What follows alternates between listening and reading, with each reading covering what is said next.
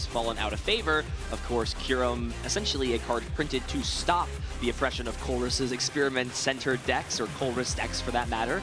And this is a matchup that, you know, is a lot more dynamic than something like the Regidrago matchup. Charizard EX is this big, beefy, 330 HP Pokemon. You've got Pidgeot. Are there really any key aspects of this matchup, and more importantly, the cards both players are playing, that are going to clash in interesting ways? I think the big thing is going to be just the amount of HP Charizard EX has. This is one of the reasons why it's not necessarily an auto loss by Lost Box, not by any means, but one of the reasons why some Lost Zone variants have struggled with Charizard is just 330 HP is just a lot of HP, honestly. So it's going to be sort of playing around that, setting up the damage in a nice way. Maybe if you can do an early settlement disruption, that would be the best way to go for it. And oh my goodness, those prize cards for Jackson.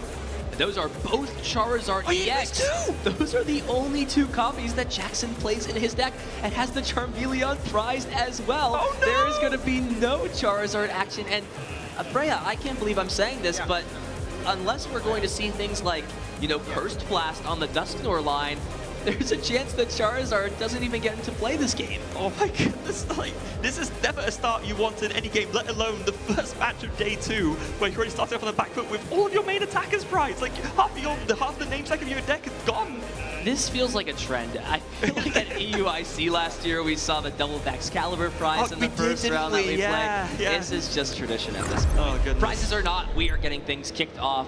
And it looks like Jackson will be starting first, and we'll immediately get the bad news that both Charizard EX are unavailable after playing the Nest Ball to search for a basic Pokemon. I mean, both Charizard would be bad enough, right? But the fact that the Charmeleon's in there as well, so you can't even, like, you know, you get a Charmeleon ready, evolved, and then take a prize with, like you mentioned, a Curse Blast off of a Dusknoir, which it does play, to then you do it that way. Oh, that's so rough.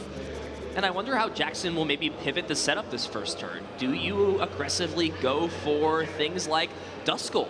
Do you just get down both of your Duskull at this point instead of any of these Charmander, or only one Charmander? Usually, right, Lost Zone has a lot of super fast aggression in this matchup. You've got the Prime Catcher, the Radiant Greninja. Do you think Jackson has to sort of, you know, abandon the priority to focus on taking prize cards so he can even have a chance in this game? Yeah, absolutely, right? Because your Charizard, it's the namesake of your deck. It's what makes your deck so good. It's your main attacker. If you don't get it out of your prizes, you're stuffed. So yeah, you absolutely just have to go very aggressive with the Curse Blast. Try and take some prizes. I mean, saving grace here, of course, Fabrizo playing this Lost Zone Toolbox deck, his Pokemon do have lower HP, so a Curse Blast would be able to take an easy KO there and start to maybe fish some of those pieces out of the prize cards.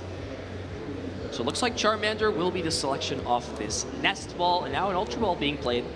So Jackson will discard 2 cards, find any Pokemon he chooses. Bit of a costly one, though. Does get rid of one of those rare candy. Lots of these gold cards. Blinding me a little bit. It's too early, Freya. It's too early. I was just thinking the exact same thing. That gold rare candy as well from Plasma Blast. That's an absolute throwback card. That's a gorgeous artwork. But yeah, so much gold. So many illustration rares as well on the field. And that shiny Charmander. Like, yeah, I'm not ready either. And now we see Duskull come down into play. So Jackson immediately getting these Pokemon set up, threatening something like a Curse Blast on the following turn to, you know, give himself at least a hope, a breath of life in this game, where both of those Charizard currently hiding in their den, not wanting to come out, being in the prizes. Yeah, so it's going to be interesting to see if Fabrizo picks this up. It will be an insane read if he can, but say you can get, you know, that turn 1 Cramorant going with a Spit innocently.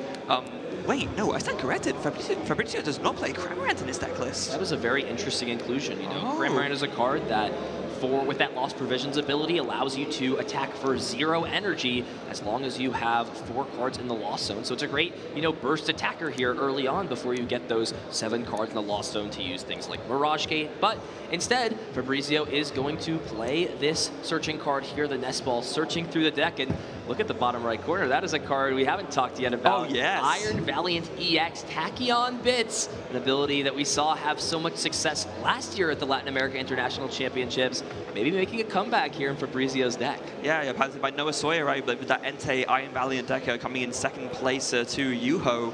But it's a very interesting little math fixer, right? Because, I mean, these Lost Zone Toolbox decks play so many switching cards anyway. It makes sense, right? Just incorporate that into the mix, just get those extra 2 damage counters on one of your Pokemon. It might be the extra push over the edge to get a KO when you'd otherwise miss it. Really cool tech.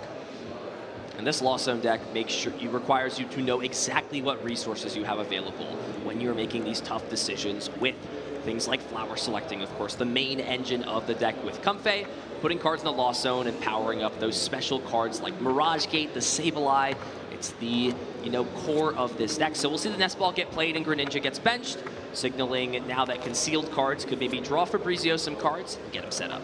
Yeah, important to note as well, we did see it up there, the Future Booster Energy Capsule. Fabrizo is playing that as a one-off tech. That does, of course, give any future Pokemon it's attached to 20 more damage on its attacks, but more importantly, in this instance, a free retreat cost. And actually, thinking about it, I just said, oh, the attack doesn't matter, but in this deck, actually, given that you are playing Psychic Energy, you can actually attack with the Iron Valiant if you want to. You absolutely can. It's another good way to, put some burst pressure on your opponent, attack, deal some solid pressure. The turn continuing here for Fabrizo, does play Nest Ball. We'll find yet another Pokemon. It will be that second Comfey onto the board. So flower selecting one after another, the chain of flowers, literally and figuratively.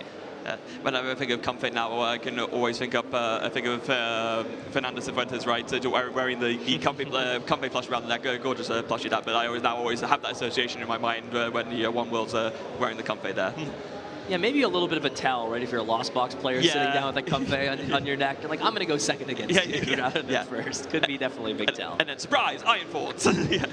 That's how they get you. You can never trust the playmat. No. You can never trust any of the attire. That's lesson number 1 in Pokemon. A very, very good lesson indeed. So, flower selecting number 2, and this is a choice and a half. So I believe that's a Super Rod and a Forest Sealstone. Now, the Forest Sealstone going to be a great way to search any one card. If you can get that one of those V Pokemon down. Now, I believe the only V Pokemon that Fabrizo is playing is that Raikou V, which is not a bad attacker to bench in any circumstance, but definitely going to want to be making sure that's enabled at some point. But after that flower selecting, just going to be a pass. And that was a really tough loss zone there for Fabrizo. He has prized 2 of these Super Rods, so he is left with only 1 Super Rod left. So you see him really valuing the power of that Forest Seal Stone.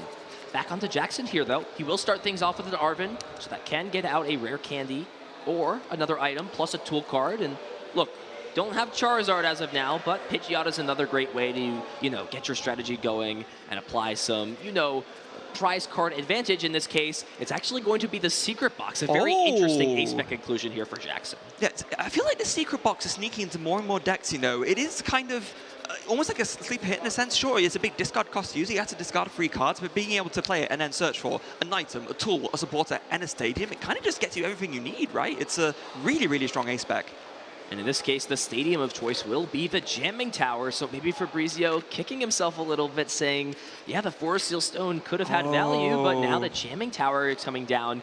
Of course, those tool cards in play have no effect. So that Super Rod lost forever for this game. And Jamming Tower, if it does come down, means that even if Fabrizo finds something like a Raikou V, I mean, look, his hand was not even that great last turn. Didn't play down something like the Colress's Experiment. Of course, does have those counter stadium cards. It is sort of always a stadium war between 2 players, especially with a disruptive stadium like Jamming Tower. So we'll see how things play out. Yeah, but it does force that extra out, right? That's the thing. So now has to find that Town Store, one of those 2 Pokestop, or one of those 2 Lost Vacuum in order to make use of that Forest Seal Stone. So continuing on with Jackson's turn, does find very important there, that Night Stretcher for the rare candy into the Dust Noir, and he's going to use the Curse Blast. And this is big. Does he draw into the Charizard? Yes, he does! He does find the Charizard, and that is a big find now. With the Charizard, it means that pressure can finally be put on.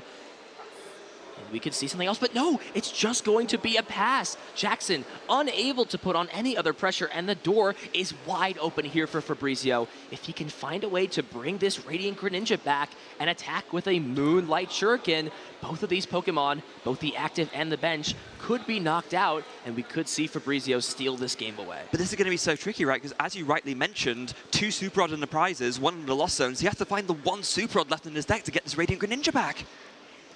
And even on this turn, this is where Kramer, again, could really shine in this spot. But Fabrizo not having access to that means he has to really rely heavily on certain pieces like the bigger Mirage Gate attacks in order to, put on attacking pressure this turn. The turn's not over yet, though. No. It does have another flower selecting, but this is big. No Colress yet for Fabrizo. Can he find it here off of these 2 flower selecting cards? It's another tough choice. Either Lost Zone, a 3rd energy card, or one of your powerful Mirage Gates. It's a real tough break for Fabrizo. A big opportunity, as you said, to really close the door in this game, but the flower selecting is just really not being favorable to him in the slightest. Not even, say, finding a Raikou plus an out to the stadium in order to be able to make use of that Forest Seal Stone. Although, I mean, the Lost Vacuum's in hand already, but with no out to Raikou, it's not really doing much of anything. So it looks like it's going to be 3rd energy. Oh, it's so tough, right? I guess, yeah, it has to be Mirage Gate. There's 2 energy in the Lost Zone already, especially with 1 Super Rod in the Lost Zone. It just feels so rough. This hand is just switching cards and Mirage Gates that can't get played. And what a top deck, I believe. Or maybe would have had it here. I have to double check, but does have the rare candy. No, I think it was a top deck. I think you're right. I think 3 cards regardless. That is the card you exactly want to see. Charizard EX finally online thanks to that early prize card taken. Thanks to Curse Blast, Jackson can now start to attack into these Comfey. And if Fabrizo can't put anything together, it's going to be too little too late. And here's the situation we're in now, right? Where at the start we thought, oh my goodness, Jackson has a Charmeleon and double Charizard prize. And then Fabrizo has a decent start, can really capitalize on this. And now the script is completely flipped. And now Professor's Research for good measure as well, just to draw 7. And wow, what? Yeah, that is incredible. You had the research in hand before, but of course, if that rare candy was there before, would have just played it down to put Charizard in play. So that was the top deck for turn, 100%. Wow. Jackson's going to continue things off, drawing 7 cards. Looks like finding maybe a couple of Buddy Poffin in this hand, so can get down some more basic Pokemon, and will indeed do just that. We do see this is a little bit of a thicker Duskull, or rather more of a standard Duskull line here. Playing 2 of those Duskull, I wonder if Jackson really values getting another one of those down, or if he's content using just that 1 Curse Blast ability. Yeah, just looking through the deck again and seeing just like I think every single card is almost as like shiny as it could be. I feel bad for that one Jamming Tower, right? There's no secret rare. Yeah, no, nothing like that. Big fan of the Gold Stadiums personally. But yeah, Buddy Poffin getting down another Charmander and another Pidgey. There's a good chance if you can't evolve the Pidgey in the active this turn that it will be knocked out. So best to get a second one down. I mean, given that the turn that Fabrizo had last turn, I don't think you're too worried about a Radiant Greninja coming in. Super Rod in the Lost Zone, Greninja in the discard pile. It could happen, but I think, yeah, we're pretty content here to just get this bench set up, retreat into the Charizard, and then, yeah, just Burning Darkness, take another prize. So Jackson will take the second prize card. Action on Fabrizo has Prime Catcher, but still no Pokemon to attack. And another tough flower selecting 2 energy cards off the top. Chorus, where are you? There's none in the prize cards. There's 4 in this deck.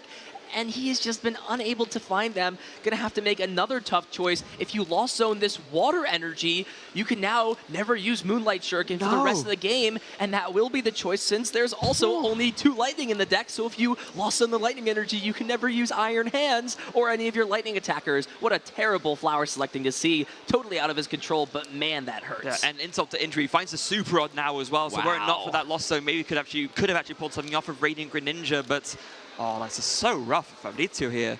And it's just going to be a pass again. Another pass, and Jackson's going to go down to 3 prize cards this turn for Fabrizo. Just unable to find anything to help him out in this spot. And Jackson will get to push this advantage even more. A Narvin being played, rare candy being found. This is going to signal almost certainly either another Charizard coming down or Pidgeot EX being online and giving Jackson the ability to search out any card he wants for the rest of the game. Yeah, I mean, if you're Fabrizo here, what do you even do, right? Your deck is just not cooperating with you. Your opponent is basically fully set up and has taken 3 prizes, not only before you've even taken 1 prize, but before you've even been able to do a single point of damage. I mean, yeah, what do you do here? Like, the Charizard is going to be set up now. The Pidgeot's are set up. Jackson's going to be able to find any card he wants. Honestly, if I'm Fabrizo here, I'm considering picking up my cards and moving on to game 2. It is a tough spot indeed. Yeah. Not good at all. I mean, you have been given a prize card thanks to that Curse Blast, so Fabrizo does need to just take 5 prizes to win the game, so could do that over the course of 3 turns, but the more I think about it, is there ever a world where Jackson is unable to win the following game in 3 turns? Additionally, I think it could possibly come down to what Fabrizo is able to put together this turn, but it's a lot. It's going to have to be 2 2-prize knockouts and a 1-prize knockout over the course of 3 turns. Going to be a tough hill to climb. Yeah, it is, especially looking at the deck list, right? I just don't see the damage output for that in the attackers that Fabrizo has. Like we talked about at the start of the game, one of the biggest struggles for the Lost Zone Toolbox deck against Charizard is just the amount of HP that Charizard has. 330 is such a huge number, and if you haven't been able to do any sort of like setup smaller bits of damage early on, you just can't reach for those KOs once your opponent's Pokemon are fully evolved. And we're seeing a very different style to this Charizard deck. I mean, looking at it a little bit more intently, there's only 2 Arvid in this deck, really capitalizing off the Secret Box. Okay. So, look, this has sort of been a clinic throughout the weekend of Secret Box's strength and just finding a wide array of cards and having it allow you to set up clean and consistently. Here we go for the turn. It's a Lost Vacuum draw. There are 7 cards in the Lost Zone, so Mirage Gate is online. But I think the only question here for Fabrizo is it worth playing something like the Super Rod to maybe shuffle back these Comfey, the Radiant Greninja, so you give yourself a little bit more positive outs off of something like Flower Selecting? Or do you save the Super Rod? And I think the big, positive point to having to save Super Rod here is this is going to be your last one available. Right now, assuming you don't take any off the prizes, you are out of Super Rod. Yeah. And this is going to be the choice, though. We're going to see the Super Rod get played down, and that is because Fabrizo wants to power up an attacker. In this case, it will be the Iron Valiant. So like you said, Freya, getting Iron Valiant powered up, it can, of course, use that ability if it moves out, but also attack, deal some damage. Yeah, so Laser Blade for 2 Psychic and a Colorless just does 200 damage, and then it can't attack next turn. But, I mean, in this situation, you just want to put some damage on, right? So, yeah, this is going to have to be what you make use of.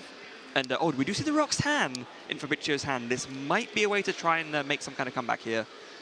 Yeah, Roxanne is very solid. However, with Jackson now having Pidgeot EX in play, it's not going to be, as disruptive as it could be if Pidgeot was not in play. I mean, that's the advantage of having Pidgeot. It just gives your deck a padded level of consistency. And though Roxanne is a great disruptive card, when Jackson can just search for any card he'd like after drawing his card for turn, it sort of limits the positive effect. This is more so just acting as a shuffle draw 6 in this case for Fabrizo, because he'll take any supporter he can get in this spot. Yeah, still hasn't played a single Chorus Experiment, right? There are four in the deck. They're in there somewhere, just not been able to find them. But at least with this Roxanne, he can draw 6 and does find that Radiant Greninja that was shuffled back straight away.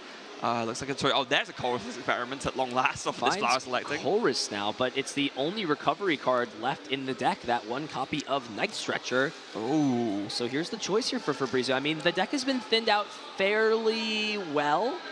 So there is a world where, of course, you do want to play Chorus next turn, but do you believe in your deck to be able to, find yourself another next turn with another Flower Selecting, maybe a Concealed cards? And that does seem to be the motto here for Fabrizo. We'll play that Greninja down, and I'm sure we'll be seeing an attack come in here from this Iron Valiant, as well as that Tachyon Bits to place 2 damage counters wherever he'd like onto one of his opponent's Pokemon. Okay, so here's what I'm thinking here if I'm Fabrizio. I think the game plan has to be...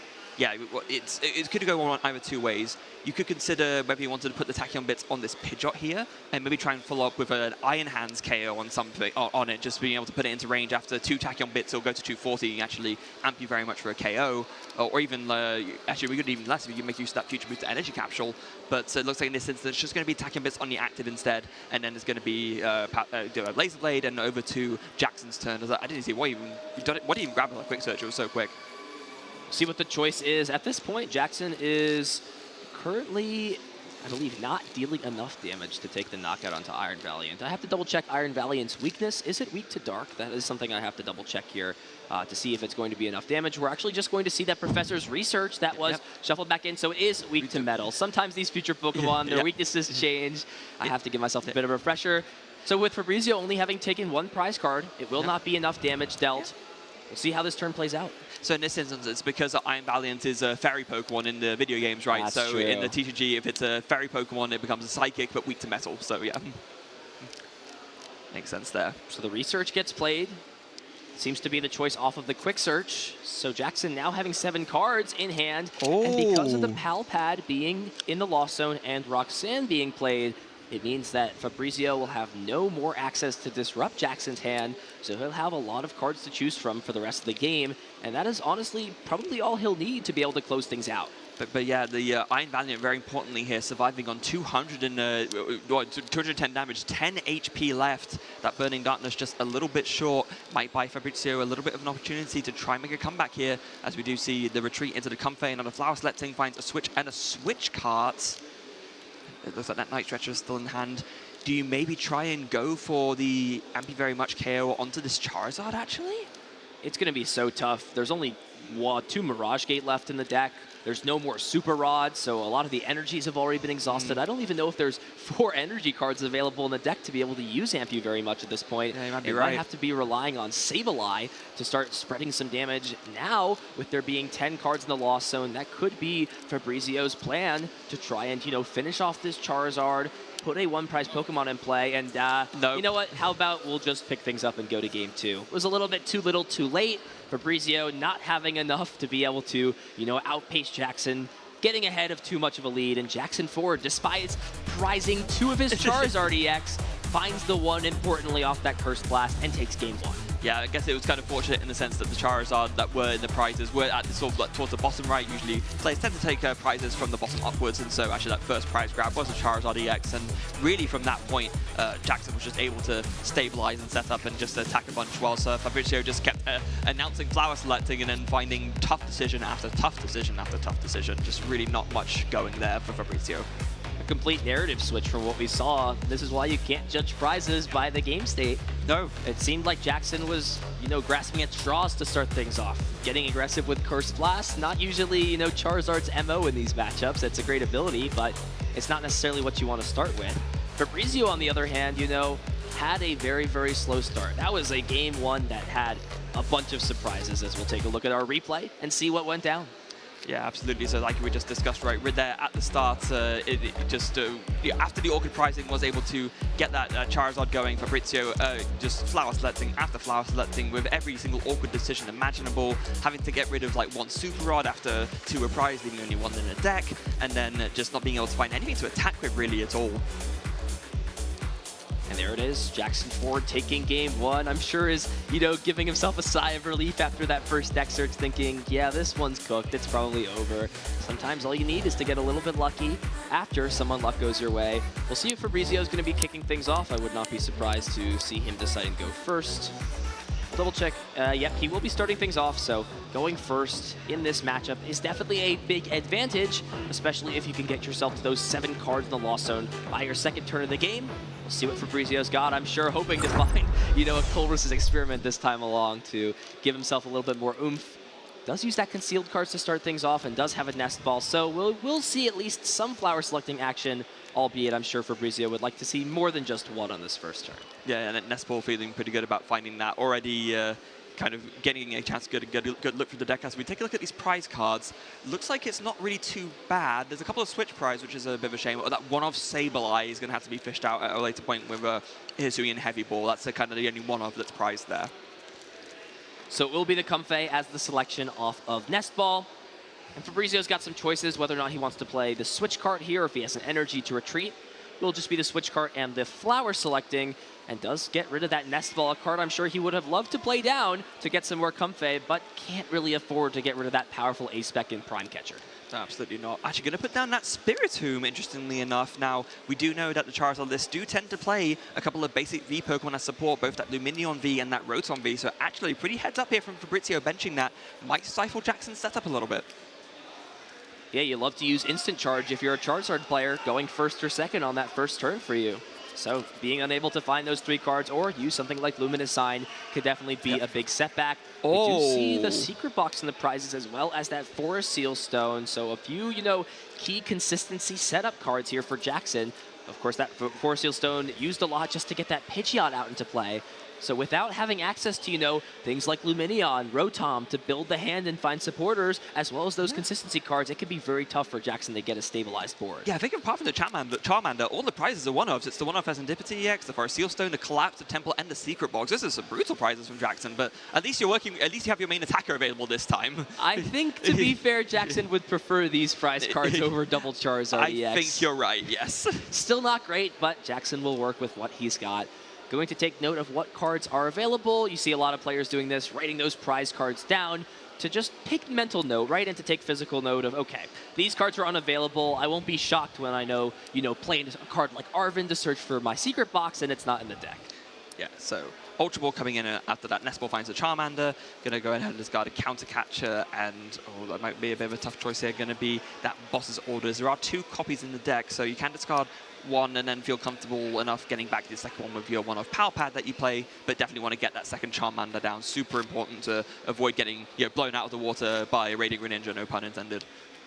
And so Jackson will go ahead and shuffle the deck up, but I mean, this is really Spiritomb putting in work, shutting something off like Rotom. This is an instance where I think Jackson would have loved to just put Rotom down in play, say, look, if you've got a Moonlight Shuriken turn 2, be my guest. I will go ahead and probably pick things up to game 3. If not, I'm going to set my board up and be in a very solid spot.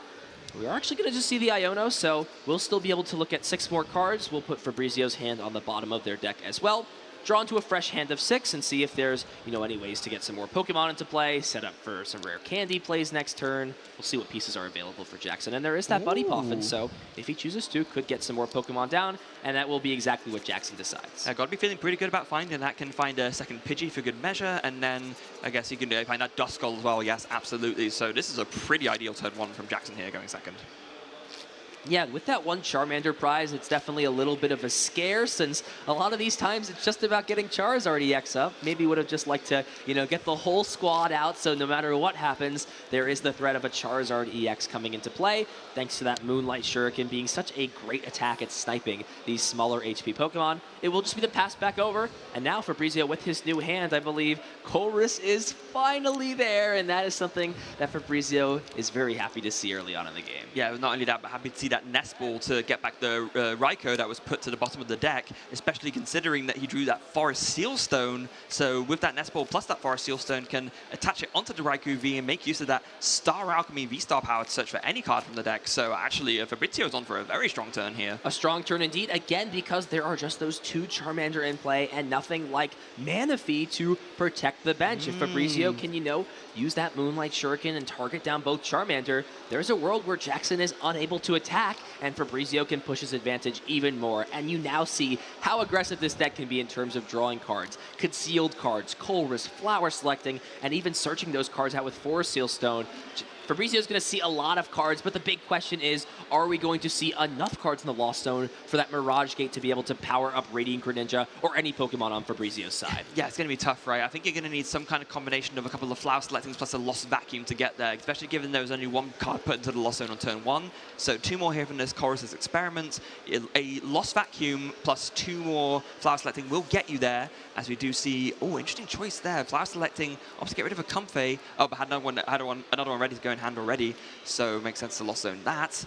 Is there a switching card so you can do 1 more Flower Selecting? Oh, there's 2 Comfey in hand. There is a switching card, but I don't know if Fabrizio has any of those Mirage Gate yet. Of course, that is the powerful card that allows you to, with 7 cards in the Lost Zone, choose 2 basic energy of 2 different types and accelerate them onto your Pokemon. Is another tough choice here for Fabrizio. I think Colress is the better card of the 2. You would like to, find those tool cards out, but with the Forest Seal Stone already in hand, it seems like it's an okay spot to get rid of Town Store, but I don't know if Fabrizio can afford to use this Forest Seal Stone since he's missing a few pieces needed. You could use the Forest Seal Stone to find Lost Vacuum, but there's really no way for Fabrizio to capitalize on having 7 cards in the Lost Zone with his current hand. Yeah, so it's going to have to be 1 more Comfey benched. I think he has enough other switching cards to try and go for it here.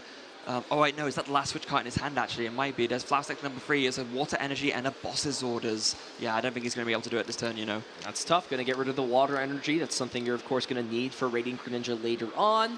There is also 1 in the discard pile, so Fabrizio will need to, play something like a Super Rod if he'd like to be able to attack with Moonlight Shuriken. But sort of a pretty big miss here for Fabrizio if he chooses to just go with this strategy of passing the turn over and holding on to that Forest Seal Stone for later. And now if Jackson has powerful pieces to evolve, things like Charmander and Pidgey, all of a sudden the board is developed and this entire narrative flips. Yeah, so big opportunity missed there for Fabrizio, not able to find the pieces to put together the Moonlight Shuriken to take the double knockout on the Charmander. So instead, back to Jackson as he finds a Pal Pad, shuffles a couple of supporters back into the deck. And this to me telegraphs there's probably going to be a Professor's Research coming or some other draw supporter just to try and find this combination of the rare candies plus the stage 2s that Jackson needs. Jackson has been given a lifeline in this situation. There is most games, I mean not most games, but a huge amount of games, Greninja just gets there, and it has the knockout. At least when I'm playing against Lost Fox, that's what happens. So here we go. Jackson's going to play another Iono, shuffle the hand to the bottom, draw 6 cards. Usually you see Arvin, things like Secret Box, or even research a little bit more card draw to find these combinations of rare candy. That Secret Box, of course, is unavailable. There is an Ultra Ball in the hand, but the big question here is, do we see rare candy? And with this Charmeleon being found, I don't know if Jackson has other powerful trainer cards to be able to get these Pokemon into play. And while, yes, you're slowly building up the Charizard, that Charmeleon does have exactly 90 HP, so it would still be in range of being knocked out to a Moonlight Shuriken. Yeah, a lot of people get mixed up on this Charmeleon's ability, right? It does have a sort of built-in protection on the bench, but it's from effect of attacks, not from damage. So you can't use, say, stabilize Lost Mine, for example, to damage it, but a Radiant Greninja's Moonlight Shuriken is A-okay. So it's going to be, looks like with this miss from Jackson, again, Fabrizio's going to have one more turn to try and piece together this Moonlight Shuriken to really just close the door on the Jackson's game. So action now on Fabrizio here. Did have 6 new cards, so notably, that Colress's Experiment in the hand did go to the bottom of the deck, as we will now see the concealed cards, drawing 2 additional cards, and finally, one of those 2 Pokestopper in the hand. This is essentially the key engine in terms of stadiums for here, and that is a tough flower selecting 2 Mirage Gate. You can only pick one, so one has to go. But to be fair, at least you found one, right? You did at least find one, that is true. We'll now see the Pokestop get used, and it gets rid of 2 supporters. No. Does find the Pal Pad, so that can shuffle more back in. However, there's no other energy card in the hand at this point. We did see the flower selecting be used, so there has been 1 flower selecting used. The 1 Mirage Gate is in the hand. However, Fabrizio would like to find a water energy to attach and then play the Mirage Gate, but with there being 1 in the discard pile, it means there's only 1 remaining in the deck. Fabrizio is really going to be relying off of something like this flower selecting with the switch card to find himself pieces. But now that there have been 2 Colress discarded, Fabrizio has another tough choice on what supporters to shuffle back in. Yeah, and I think the going in for the 2 Colress is completely correct, right? If you are able to put this together, you are so far ahead, and you really do not mind giving up the Roxanne later on. So I think it's absolutely correct to go for the double Colress experiment here. Give yourself the maximum odds just to hit it. And also, as well, importantly, playing the Pal Pad does shuffle the deck to make sure that even the cards that were put to the bottom of INO are viable targets to find too. This is going to be a big flower selecting. This could completely decide what happens this game. There's a Chorus! And finds the Chorus. That is a big-time find for Fabrizio. This turn is not over quite yet. Does have to now make this decision. Do you play the Super Rod first in this point to increase the odds of finding water energy off of Chorus, or do you just go for it now? Here we go, 5 cards. What does he find? And those are really not the best cards at this point.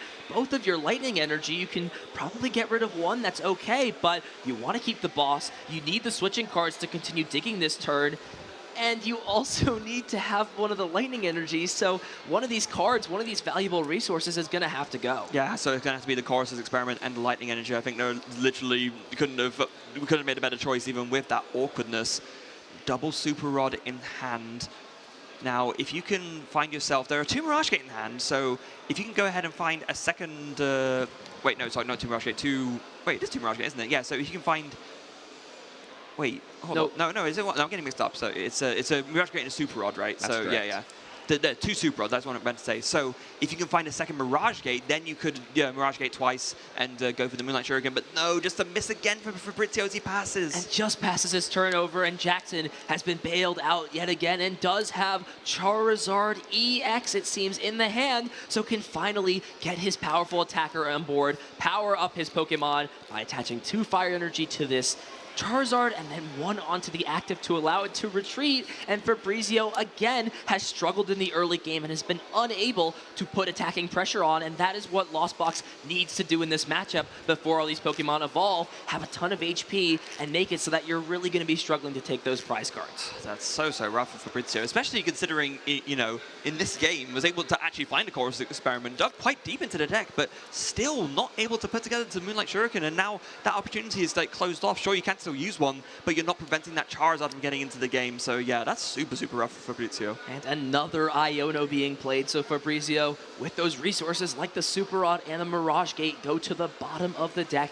Yet again, Jackson gets to fill the hand back up to 6 cards and does find Rare Candy Pidgeot off of those 6 cards here from the Iono. That is an excellent find. Now, there is always risks to putting Pidgeot in play, but surely you always want to get that evolved. I think there's no reason not to, right? I mean, yeah, sure, maybe Raikou can take a KO on it, but I think you like searching for 1 card on your turn. We do also see the Dusclops coming in, and are we going to see a Curse Black? Wait, interesting. Okay, just attacks with the Pidgey. This is very interesting. I mean, this could definitely be a nod to, you know, Fabrizio being down a large amount of resources. Jackson can kind of note here that Fabrizio has been pretty aggressive in terms of how he's used flower selecting, what cards he's lost zone. So maybe just deciding, you know what, I'm not going to put a lot of these liable 2-prize Pokemon in play. I'm going to take some time, and I want you to take the first prize card so that I can take the 2 prizes on the Raikou. Maybe that's what he's thinking in this spot. Yeah, I think so as well, because, right, I mean, you could maybe put it together with the Dusclops if you had a counter catcher or something like that, but not quite able to put it together there. So instead, yeah, just gonna play it patient and just announce just Gust. Gust works, that's fine. And then gonna go ahead after that and pass it over to Fabrizo after attacking, who just goes ahead and goes over another chorus experiment. Gets to get rid of a Manaphy and a Pokestop, it looks like. And as we do find the Forest Seal Stone there, so Fabrizo will have the ability to search for any one card from the deck, but unless he's able to, does he have the counter for the Jamming Tower in hand? He decided to Lost on that Pokestop, oh, so right, value the other 2 cards, and another tough flower selecting. That has been the narrative for Fabrizo all game. It's either get rid of your almost last chorus that you have available, or one of those powerful recovery cards in Super Rod. We will see Super Rod hit the Lost Zone, so that card is no longer an option, but does have another one in hand, and finally see these energies be put back. 2 Psychic and a Water shuffled back into the deck, and there is a Mirage Gate to complement that, so will we finally be seeing Radiant Greninja get into the fray? And we will, as the Psychic and Water get attached to Greninja. Yeah, so it looks like, and now at least we'll finally see a Moonlight Shuriken going, and although you can't take out the Charizard anymore, you can take out both the Pidgey if you want to, just really cut off that quick search option for Jackson. And although the problem with that, of course, is that your disruption option is gone. So there's no more Power Pad, there's no more Roxanne. So although getting rid of both the Pidgey is good, it's still you can't really combine that with a put into a low hand size to really, really put the hurt on Jackson. So we'll see the Hisuian Heavy Ball get played. This can finally fetch Sableye out of the prize cards, and that will be exactly what Fabrizo decides to do. Of course, an extremely efficient attacker later on in the game, allowing you to, now that there are 10 cards in the Lost Zone, or more than 10 cards for that matter, be able to put 12 damage counters on your opponent's Pokemon however you'd like. And with that now being an option, the big question for me is, Fabrizo, if he does decide to go for this Moonlight Shuriken, which it looks like he will, does he target down both the Pidgeys? Does he maybe get rid of the other Charmander and the Dusclops? As that could allow him to maybe use Lost Mine later on. There are a few options here. I don't think it's necessarily a gimme in this situation. No, I don't think it is either. So it's especially considering how, like we were just discussing, right, the disruption aspect isn't as good given that your own disruption cards are gone. So getting rid of both Pidgeys, it can help you, but it's not quite as powerful. So yeah, it looks like it is just going to be Prime Catcher to bring up this Charmander. Forest Steel Stone going onto the Raikou just for later on when you can counter the Stadium, and then it's going to be the Moonlight Shuriken, and it's going to be it is going to be on both the Pidgeys after all. Yeah, and playing that Prime Catcher may have been the only switching card available, but it does at least force Jackson to have a Fire Energy or another Rare Candy Charizard in order to, get this Charmander out of the active spot. However, looks like does have the Night Stretcher in hand, allowing him to, if he chooses to, either get back that Fire Energy to retreat or recover one of those 2 Pidgey into the hand. So Jackson does have outs. The rest of the hand is very interesting. There is, of course, the Night Stretcher that we noticed, but also Counter Catcher is online now. So this could be a situation where Jackson maybe ignores the Radiant Greninja. Of course, having to discard those 2 energies via the Moonlight Shuriken means that it will have to take another Mirage Gate if Greninja wants to fire off another Shuriken. Yeah, it will. So it is going to be the Night Stretcher for the Pidgey after all, really valuing just getting that set up because, yeah, you just want to be using Quick Search every single turn if you can. So I'm sure that's going to be a very quick target for Fabrizo if you can pull off another Moonlight Shuriken, assuming that there's a way to recover it after it inevitably gets KO'd. But looks like Jackson's going to look through the discard pile, just try and suss out what the best strategy is here. They're going forward. It's going to be that Counter Catcher and actually just going to go ahead and fetch that Raikou V from the bench. Does bring the Raikou up, but I think he's just going to pass his turn over. So just bringing Raikou into the active spot. And this is a really interesting situation. Potentially what Jackson could be thinking is, look, my opponent doesn't have a lot of great attacking threats on board. Their board is filled with 4 Pokemon that are support, right? The Spiritomb and the 3 Comfey, the Radiant Greninja that, has to discard energies every time it attacks, and this Raikou that is sort of limited in what it can do. Maybe I can force out more resources from my opponents before I commit to, starting to go for an attack, and that probably has to be the way that Jackson is thinking about this matchup as Fabrizo continues to dig through Lost Zone cards and try to put together a game plan. Yeah, and it's a rough course experiment here. Going to have to get rid of that Future Booster Energy Capsule and the Iron Hands EX, so there will be no Amp You very much extra prize shenanigans going on this game at least. Did opt to keep that Lost Vacuum though, which does mean that now you can get rid of that Jamming Tower, and that Forest Steel Stone will once again be live to use to search for any card from the deck. It does have Super Rod and Mirage Gate, so we will see what believes to be the last Mirage Gate, I believe, getting played. I think you're right. So there are no more Mirage Gate available. We'll go ahead and put those energies onto Radiant Greninja. So now at this point, oh, there is one more, excuse me. So Okay. there is one more Mirage Gate. So we're down to just one. We'll see the retreat here into the Greninja. Maybe, oh, of course, there is sort of a little bit of a clash going on. You can't use Fleet-Footed because of the Spiritomb in play, so it does shut off a little bit of your passive draw and play, as we will see another Moonlight Shuriken targeting down the Dusclops and the Pidgey. Fabrizo going down to 2 prize card lefts, and with Jackson taking this super passive route, I have to wonder, Freya, what is his endgame here? What is his plan in this matchup when he's had multiple opportunities to take prize cards early and has chosen passively not to do that? I think his plan here is to try and force Fabrizio to go down to 1 prize card and then just INO and be done, basically. INO sweep with this one big Charizard, because like right at the start of the game, we mentioned it once, we mentioned it again, Charizard has such a large amount of HP. There are not really any attackers that can very easily deal with Charizard in Fabrizio's deck, so if you can get just like a lone Charizard going right at the end combined with an INO, I think that's Jackson's game plan here. It's just going to be so tough with no support engine, with all those Iono already being played. Wait, have all of them played already? Well, we saw them early on in the game. No, but there's 3 in the deck. So there's one more left, but you can't search it out because Lumineon is shut off thanks to that Feathered in Misfortune ability on the Spiritomb. So Jackson's just going to have to naturally have the last Iono, and even then, if Fabrizio finds a way to, you know, get Colress out, maybe chain a couple of Flower Selectings together, and Jackson is unable to put together a Pal Pad and build up a board, then eventually Fabrizio's just going to get there. Yeah, I guess so. It is a tough position for sure, but actually, yeah, just going to be a pass. I think he really wants to force this last Charmander to be KO'd so that if he's able to find the last Ino, it will be down to a 1-card hand instead of a 2-card hand. And also maybe acknowledging the fact that Fabrizio has been through a lot of resources already. We can see a lot in the discard pile, a lot in the Lost Zone. Just trying to out-resource, kind of playing a little bit of a control element maybe. We're going to see the energy onto the Spiritomb. Oh my goodness. Fabrizio acknowledging, yes, Spiritomb is great, but I've got to open this bench spot up, using Fade Out to remove Spiritomb out of play and give himself an opportunity to bench a different Pokemon instead for that 5th and final bench spot. Yeah, an important interaction to note actually with the Spiritomb, because as you mentioned rightly, it does shut off the Fleet-Footed, but because the ability of the Forest Sealstone is on the card itself, it would still let it wouldn't prevent Raigo from using the Star Alchemy. Just an important interaction there to note. In case anyone was confused. Oh wait, is that Thornton into a... What? It's Thornton into a Pidgeot! We have Thornton into Pidgeot. That is exactly correct.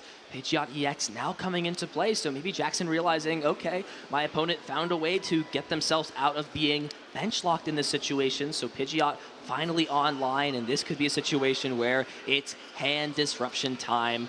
Using the quick search, of course, 10 damage is still on that Pidgey. Yep, Fade out. There is that final Iono in the deck. I've got to imagine that's what Jackson needs to do here to keep himself in this game. Hand disrupt and hopefully find one of those Pal Pad to put those cards back in. Yeah. And just Jackson explaining how the interaction works. Yes, with the Thornton, you swap out the Pokemon, it's still treated as a Pokemon that's been out for a turn. So even though the Charmander just became a Pidgey, it can still be Red Candy evolved into a Pidgeot. It's one of the things that makes Thornton such a great and useful card. Yeah, that is an interesting interaction with Jamming Tower, but Jamming Tower says that the Pokemon tool cards have no effect, right? Yes. Yeah, so I don't believe you'd be able to use Forest Sealstone. We saw that yesterday on stream. Yeah, Remember on stream we saw that yesterday? No, but I wasn't drawing. I was just yes, we already mentioned that already. But I was just talking about in the interaction with Spiritomb specifically. Sure. Yeah, because absolutely, the Jam Tower would make it. But we know that Fabrizio has a Lost Vacuum in hand ready to go, so we'll be able to get rid of the use the Lost Vacuum to get rid of the Jamming Tower when he wants to use the Forest Sealstone. Absolutely. Yeah. So Jackson finally taking a knockout. We'll go ahead and take the first prize card of his 6. Yes. As Comfey comes up and Fabrizio starts his turn. So just 2 prize cards away. And now with that Pidgeot EX being on the bench, notably, if Fabrizio fills his bench up completely with the weakness, Raikou V's Lightning Rondo attack would do just enough damage, 140 times 2, so 280, to take a knockout onto this Pidgeot, who will actually just see the Sableye finally come down, and the Lost Vacuum, like you mentioned, Freya, getting rid of Spiritomb, removing the Jamming Tower from play. But I don't know if Boss's Orders is a potential option. If it was, all Fabrizio would need is the Switch Mirage Gate and potentially, I guess, a way to bring energy cards back too. I don't know if Fabrizo has boss left, though. That's the big question. We did see it earlier, but I can't remember if it got because there's only one in the deck, right? But I'm fairly sure he didn't actually use it in the end. But we can look through the discard now. Because if boss is in the deck, then as long as Fabrizo built his bench up, he would be able to take the knockout. So maybe a little bit of a misstep there, attaching prematurely to the Sableye. Could have used that energy card to retreat, sealed cards, could retreat. So that could give Fabrizo a couple less outs. But I think the game is already here. Doesn't even need it. For a Sealstone, can search the boss's orders out. Has got the final bench Pokemon in the hand. And a switch to finish things out. Fabrizo takes down game number 2. And we are going to a game 3 in round 9. And that was a bit of a risky opening that Jackson opened up, right? I think maybe that's also why he was reluctant to go for pitch up for so long, knowing that the Raikou V was down, could at any one point, you know, just take a 2-prize knockout on it, and that's why initially opting to maybe opt for that single-prize Charmander, but then just really needing that quick search, so doing the play with the Fulton, but then that gave the opening for Fabrizo to take the final KO of the Raikou V. Wow. What a game. I really just have to think about what Jackson's endgame was in that situation. Just deciding to not take prize cards could have been a correct strategy if that Spiritomb was unable to, you know, use that fade out and move out of play. And maybe something Jackson has to think about going to this game of, yeah, maybe if that was, you know, another Comfey in play, a Manaphy, something else, it could have been a different game. But wow, 2 very different strategies going into this matchup. The super passive route up against the attempted aggression that Fabrizo had. And when he finally got rolling, he was off to the races. Yeah, absolutely. Finally able to find that Moonlight Shuriken, which was kind of evaded him for so long. Did take out both of the Pidgey there and was able to go for it again. Just taking out then the Dusclops and the attempted, like, you know, setup again Pidgey. Just, yeah, double Moonlight Shuriken in a row. Not really much you can do about that, as much as Jackson absolutely tried his best. In the end, was able to do a really cool Fulton play to try and, you know, get the Pidgey out and then evolve into the Pidgeot, but then that gave the opening for the Raikou V to come in with the Forest Sealstone, using the Star Alchemy to find the boss's orders, and Fabrizo finding all the pieces to take the win. So we're going into game 3. There's not a lot of time left on the clock. I believe just over 5 minutes remaining.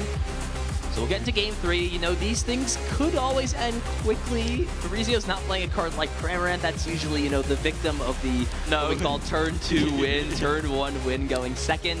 So we'll see the prize cards come out. Of course, both players are going to want to have access to as many cards as possible, and we'll get into things here. Game number 3, Fabrizo, it looks like we'll be going first, so Jackson opting to go second in this situation. Do you like that choice from him here? Well, it's quite common for Charizard, right? It's a bit counterintuitive because you think, oh, a stage 2 deck always wants to go first to get its evolutions out right, but you really want to be able to play a supporter turn 1 because then your setup is so much stronger. So that's probably why Jackson opted to go second here, and also bearing in mind, like we just talked about with the timer, right? If you go second, you can attack on your first turn, so maybe you can steal a win that way too. So the Iron Valiant being the active Pokemon to start the game off. You never love to put these 2-prize Pokemon down super early if you don't need to, especially against a deck like Charizard EX. Does have Greninja though to draw some cards, and the switch for flower selecting. More cards go into the Lost Zone as Fabrizo gets set up and immediately having to get rid of the Super Rod in favor of keeping the Colress. Yeah, I mean, it makes sense, right? You do play for Super Rod, but you play for Chorus as well, but Chorus is the one you want to see earlier, so it makes total sense to keep that. Nestball coming in as well, finds a second Comfey. Now, did you get a chance to look at the prizes, Ethan? Because I didn't quite get a chance to look at them earlier. Nope, I'm sure we'll see the prizes very soon. As of now, though, Fabrizo, going to put a little bit of pep in his step, understands he's going to have to play fast if he wants to win this game. We'll go ahead and just get rid of a switch cart off of that flower selecting and passing things over. So Fabrizo definitely understands that if this game is a short one, it's going to be favored for him if there is an ability to win. However, Jackson can still claw things out depending on how these next turns go. So it's still anybody's game, even though we've got just over 3 minutes remaining. Yeah, it looks like Jackson's pricing the one-off Rotom V and the secret box again. Oh, that's really, really not great. Yeah, and those Iono can be very important in this matchup to, you know, hand disrupt your opponent, put them to a lower hand size, and with 2 of them being in the prizes, sure, they're at the bottom, so they will probably be taken, you know, in an earlier fashion. However, it's still something that you want to, you know, put disruptive pressure on your opponent while you're also throwing up this big, beefy 330 HP Pokemon and taking prize cards. Yeah, which is actually what you want to be doing against this Lost Zone Toolbox deck that really struggles with these higher HP amounts. So second Charmander coming down, looking through the rest of the deck, and yeah, finding that once again a lot of awkward one-offs and resources are prized, but not much you can do about that. There is another Nest Ball and a Pidgey ready to go, so we'll be able to get a pretty decent board setup here. But like you also mentioned, Ethan, I'm looking at that clock, and I'm not seeing the win for either player here with the current double setup. Yeah, notably, Nest Ball here for Rotom would again be great. However, it's Prize this time instead of Spiritomb being in play. So Jackson, again, may be a little bit slow in terms of building up a strong hand to, get these combo turns, Rare Candy Charizard, maybe Rare Candy Pidgeot pending the time. But I have to wonder here how these players are going to, play this game out since we are at such low time in this clock. As it stands right now, Jackson's going to continue his turn prematurely, putting Pheasantipity EX into play, just so that Flip the Script ability could be online to draw him some additional cards next turn, and we'll see if he does have a supporter card he'd like to play as well. I wonder if Jackson knows and or has realized that Fabrizio doesn't play Cramorant yet, actually. Yeah, that is interesting, right? It has not been shown yet. A lot of the times you'll see a card like that get lost zoned if it's not needed, or just coming down to put pressure on, but that's not going to be the case at all. And another risky situation here for Jackson. Once again, only puts 2 Charmander into play, and hold on, Fabrizo starting off with a super powerful Chorus's Experiment as a supporter, so this will push him up to 4 cards in the Lost Zone. After these flower selectings, there will be 6, and then if there's a Lost Vacuum or 1 more flower selecting, that could be the magic number 7 Fabrizo needs. In combination with some gates and some right energy cards, that could be no more Charmander next turn. Well, the water energy is already in hand, actually. So, and we just saw the Mirage Gate find off of the Chorus Experiment. So, actually, this could be really, I think Fabrizio's basically almost there. Does have a flower selecting here to have something to choose between. It looks like a Future Booster Energy Capsule and something else. I didn't quite... It's a Chorus's Experiment, and it's going to be one. really tough to validate putting Chorus in the Lost Zone. So now there's only 1 Chorus's Experiment left in the deck. 2 of those Chorus put into the Lost Zone. And the big question here now, is there another Comfey or is there a Lost Vacuum? We're going to go ahead and see. Oh, does he already have the Lost Vacuum in hand? He does. Oh, he does. He has the perfect combination of cards to be able to use the Moonlight Shuriken. That's why he wanted to keep the Future Booster Energy Capsule, just so he had something to Lost Zone with the Lost Vacuum to get to 7. And this will be a huge tempo swing. Finally, Fabrizo getting this turn to Moonlight Shuriken, albeit a lot of resources were lost, but it's worth it if you're taking both Charmander out of play and forcing your opponent to have to use their next turn to set up instead of attack. Yeah, and it seems at the very least you do have the Pal Pad as well, so you can go ahead and put that 1 Chorus Experiment back, so you have 2 left at least, and then it's going to be the attachment and then the switch. Moonlight Shuriken takes the KO on both the Charmanders, and wow, what a turn! What a turn from Fabrizo there! Going down to 1 card in hand, but knocking out both of these attacking Pokemon before they are set up and ready. Pheasantipity comes up to the active spot. Sure, you can flip the script and draw some cards, but unless there's a crazy Thornton Rare Candy play, something like that, Jackson's not going to be able to attack this turn. No, he's not. And you have to wonder if this game went on longer. I mean, time has been called now, but if the game had gone on longer, whether, Fabrizo would have been able to steal this one pretty quickly.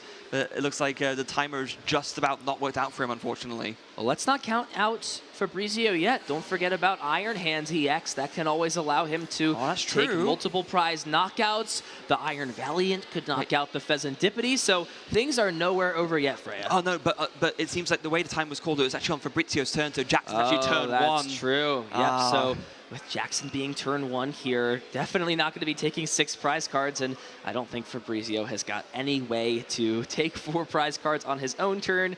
We're not playing Anti-Valiant out here. We don't have multiple Tachyon bits to be used. No, we don't. So we'll see how this game plays out, but as it stands, Jackson really in this game, if this went on longer, like you said, Freya, would have been in a pretty tough spot, pending Fabrizo had at least some sort of attacking aggression in these following turns to take those last 4 prizes. Yeah, but meanwhile, instead, that Buddy Poffin coming in.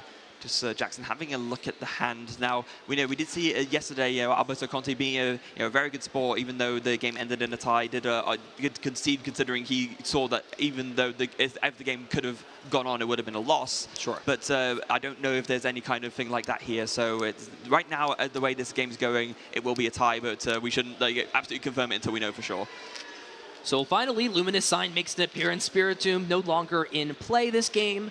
So we'll see Iono come down. We'll go ahead and disrupt Fabrizo's hand. We'll get 4 cards after shuffling those to the bottom of the deck. Jackson, same thing, but 6 cards instead, since he's at 6 prizes. We'll see exactly what Jackson is able to set up in terms of this turn. Is actually going to play the counter catcher on the Iron Valiant, so that will make it a little bit more annoying potentially to move out of the way. It will also possibly prevent something like Tachyon Bits from being more of a likely scenario. So Jackson potentially just playing cautious and conservative to try and make it so that, you know, there's no weird win conditions that come down for Fabrizo in this situation. Oh, Collapse Stadium coming down as well, just to prevent the 5th bench slot from being used on the Fabrizo side. So then it's just going to be, oh, just a pass though, not even getting a Charmander in play, although I guess maybe given the current turn of the game, it probably doesn't matter too much. No Charmander down as Fabrizo will be turn 2, so both players will have one more turn to play. Yep, can't play that Nest Ball. Yep. Does have the Town Store though, so there can go ahead and search through the deck now. Find a piece of a Pokemon. It will just be, it looks like, considering the Raikou. Okay, so the Raikou could come down, and we have not seen Forest Seal Stone be used yet, so Fabrizo can, of course, search that out thanks to Town Store, allowing you to find any tool card you'd like, but it looks like it's already in the hand, so that is an option for Fabrizo here. Yeah, so we'll be able to attach that. No Jamming Tower in play this time, so can go ahead and use that Star Alchemy on the Forest Seal Stone to search for, yeah, going to be that Chorus Experiment. Just dig further into the deck, find more resources. You can, of course, so this Luminion V, even though it has 170 HP, it is weak to Lightning, so this Raikou V can take a very, very easy KO on it, actually. As long as Fabrizo can find these Mirage Gate, he'll be in an excellent spot to, you know, find a way to take a knockout. Even the Iron Valiant could attack and knock out this Pheasantipity. So there are a few options to think about, or it's only 200 damage, so you have to find, you know, a switching card to come in and out again. Yeah, so you make use of that Tachyon Bits ability, because then you could put 2 on the active, and then it would be enough. So thinking about which cards could hit the Lost Zone at this point, does have to select one more card, or it seems to be able to, you know, put the other 3 into the hand. It will be another Super Rod lost, so that is now only 1 Super Rod left since we saw the one get played last turn. And it looks like we're not going to see this game conclude because there's no more time left. What a great fought battle. So many storylines between both players. We'll go ahead and get confirmation that it is a tie, and indeed it will be. So both players will still come out with one more match point. But man, that was a very weird way to start off our day 2. Yeah, it sure was. And to be fair, for both of these players as well, given that they are both currently 8 wins, you know, completely undefeated, I think it's more than fair to think, you know what, I'm pretty happy with a tie here. I think that gets me enough closer to making my asymmetrical top cut that it's completely fine. Yeah, the game 1 was crazy. The Charizards were prized, and Jackson had no consistency. Game 2 chose to not attack. I'm going to really have to look back on that game and think, or maybe even ask Jackson. I'd be really curious, you know, to go and hear from Jackson's perspective at some point to think what the strategy was behind not attacking, and if he's used that strategy against other Lost Box players as well. Yeah, that game too, right? Yeah, that was where things kind of took a little bit of a turn to the unexpected. We saw, yeah, just the constant passing. We see, oh, the guys there together taking a selfie after the match. Lovely to see. So everyone in good spirits even after the match there. It's always lovely to see. It's all about the spirit of the game. That is exactly what you want to see, and what a game this was, right? So in game 1 here, we did see Jackson finally find that Charizard off of the prize cards after using Cursed Blast ability to take that first prize. And then from there, Fabrizo was just unable to find Forest Experiment, and when that happens with Lost Zone, typically this happens. You scoop things up, you go to game 2, but wow, game 2 was just a completely different game. We thought it was going to be all Jackson, but he chose to take that very passive route. Yeah, it was a very passive route, enabling Fabrizo to finally, you know, get in there with the Radiant Greninja on 2 times, being able to go for the Moonlight Shuriken, double KO on Pidgey, KO on then Pidgey and Dusclops, leaving no option for a Curse Blast, and then going back to Jackson's turn where all he was left with a Charmander, but then did the Fulton play to get the Pidgeot into the active and able to do a quick search, but then leaving with that Lightning weakness, the opening to take a KO with the Raikou V for Fabrizo to take game 2. And game 3 was very interesting. If there was more time, definitely could have been a very interesting one. Probably would have been in Fabrizo's favor thanks to that early Moonlight Shuriken knocking out both of the Charmanders. But it was a tie between both players, so they will advance to 8-0-1. So 25 match points. We'll see how much makes it into our asymmetrical top cut. Definitely going to need at least 2 more wins to get there, though, that's for sure. Yeah, I think so many amount of players in day 2 as well. But if there's any players that are in a good position to make it, it is these 2, of course. You know, 8-0-1, I think is still pretty much the highest record in the field. We don't know how the other 8-0 player got on in this round, so if they won their match, they would get 9-0, then maybe that would be enough. That would then be the highest position. But yeah, these 2 are going to be feeling pretty with their position.